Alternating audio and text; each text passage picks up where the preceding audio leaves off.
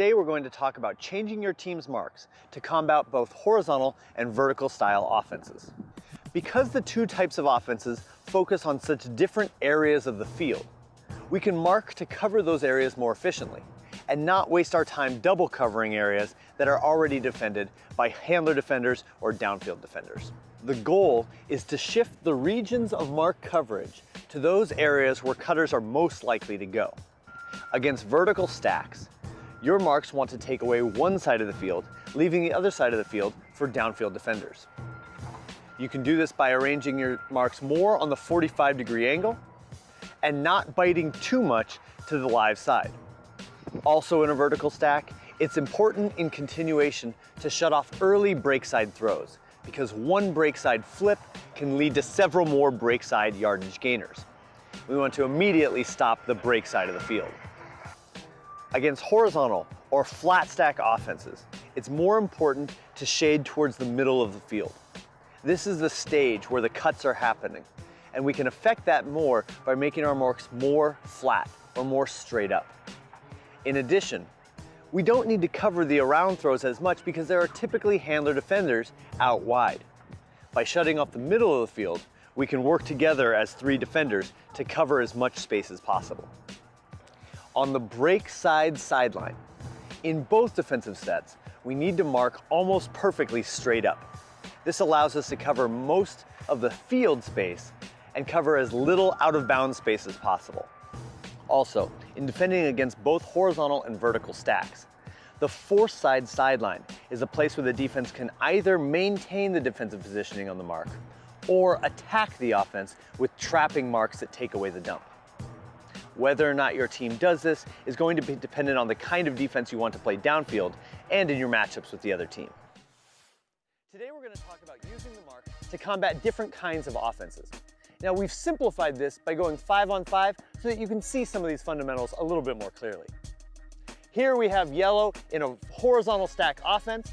They have some downfield cutters aligned across the field and they're trying to focus on these middle cutters.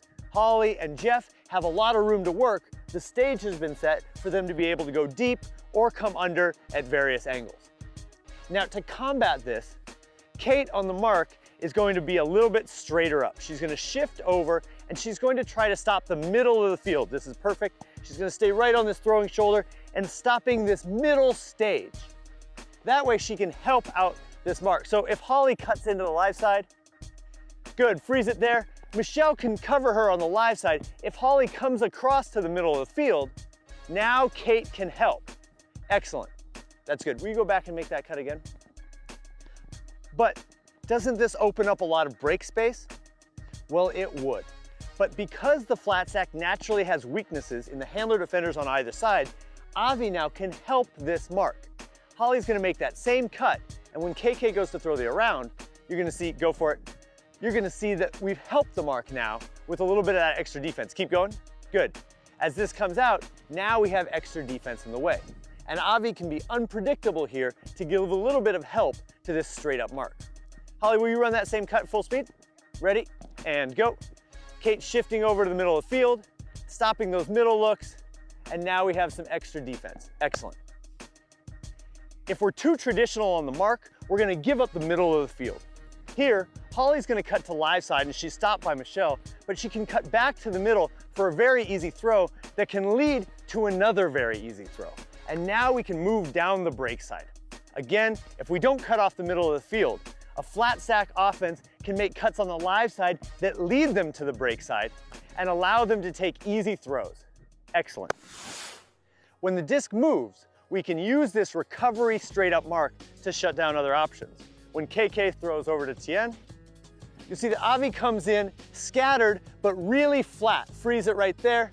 And this helps stop Tien from throwing down the field. If he were to come in at the backhand 45-degree angle, he'd be guarding a lot of the bench. Avi, we show that? If he shifted here, now he's guarding mostly bench space, and there are very few cutters on the bench that we really need to stop. Coming in on a backhand force, and go. When the disc moves, Avi comes in straight up to challenge the mark. Good. And even if Jeff cuts to the break side, Avi has it cut off because he's guarding flat up the field. Now we need to mark differently when the disc gets to the line. Coming in at a backhand force, When a handler attacks in a horizontal offense, Avi needs to react by forcing straight up to cut off deep throws that have so much space to work into. Let's see that again, Avi. If you reacted by coming to a 45-degree angle, Tien, run the cut again.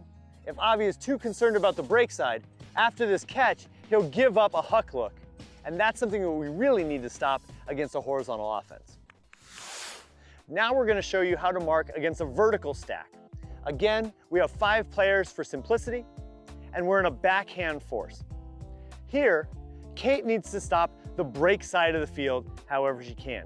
If she marks too flat, let's start straight up, they can cut from the back of the stack and take the break side very easily. Instead, we'll have Kate shift over to put her cone of protection into the middle of the field. This is where she can use her triangle, she can use her motion to try to keep Kate out of the break side. So if they cut to the dead side, she can't throw it. Good. If this is successful, now on this 45, we can shut down the break side with our mark and the live side with our downfield defenders. Against a vertical stack, it's important that we contain the mark, or else we're going to give up one break and then immediately a second break after it. Here, we're going to have one break, but Sam is going to heal the defense by quickly stopping the next break and then getting to his marking position. Against a vertical stack, we need to use immediate marks to keep the disc on the live side. As KK's team runs through this give and go play, she'll catch the disc, and if we freeze it right there, Kate is immediately marking towards the live side, and she's saving Jeremy from giving up an easy break. This quick play, let's say Kate had gone too straight up on the field, this quick reversal will now allow Nevin his scope of the field, and they can go wherever they want. So KK, very importantly, needs to be stopped on the line. You'll know that you're being successful if against any kind of offense, your entire team knows what they're going to be doing on defense together. When the offense attacks, you should mark in the way that's most appropriate for that type of attack so that you can contain their options and force them to go continually through your handler defenders.